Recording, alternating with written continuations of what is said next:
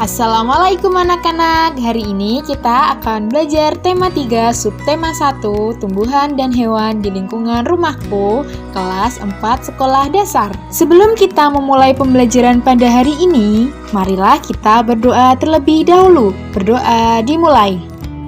Halo anak-anak, apa kabarnya? Semoga senantiasa diberikan kesehatan dimanapun berada. Amin. Jangan lupa untuk selalu menerapkan protokol kesehatan dengan 3M. Mencuci tangan, memakai masker, dan menjaga jarak. Pada materi sebelumnya, kita sudah belajar mengenai energi alternatif. Pada akhir pembelajaran terdapat bacaan cerita yang berjudul Sehat dan Hemat.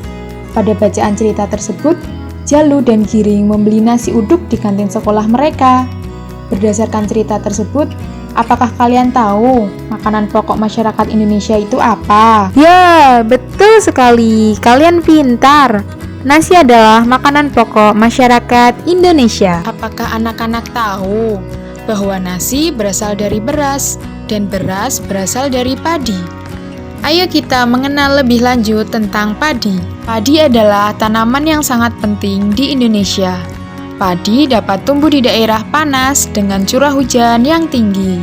Daerah penghasil padi terbesar yaitu ada di Jawa Barat, Jawa Timur, Jawa Tengah, Sulawesi Selatan, dan Sulawesi Utara. Jawa Barat adalah salah satu daerah yang dijuluki sebagai lumbung padi nasional, tepatnya di Karawang.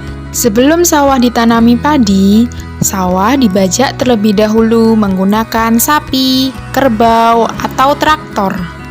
Tentunya, sapi dan kerbau memiliki manfaat bagi manusia.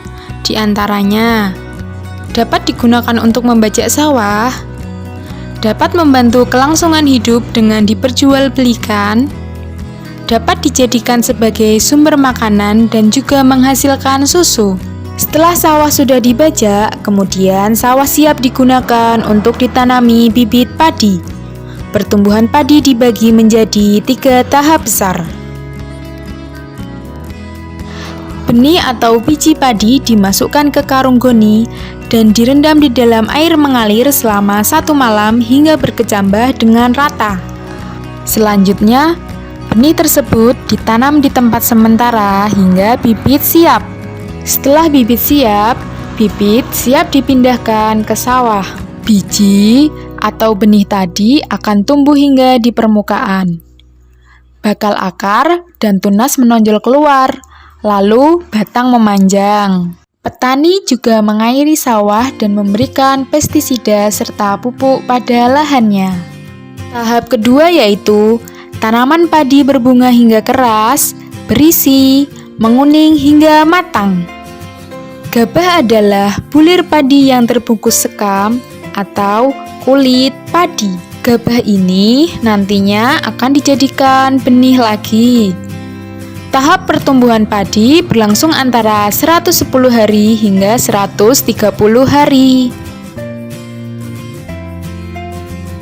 Setelah panen, gabah ditumbuk dengan lesung atau digiling sehingga kulit padi terlepas dari bijinya. Bagian isi inilah yang berwarna putih, kemerahan, ungu, bahkan hitam yang disebut dengan beras.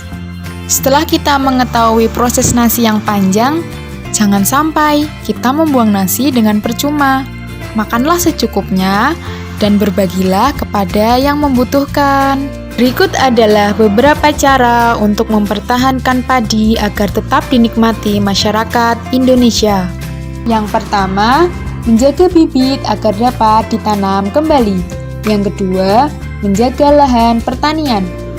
Jangan sampai lahan digunakan untuk kebutuhan lainnya, misalnya dijadikan untuk mendirikan bangunan.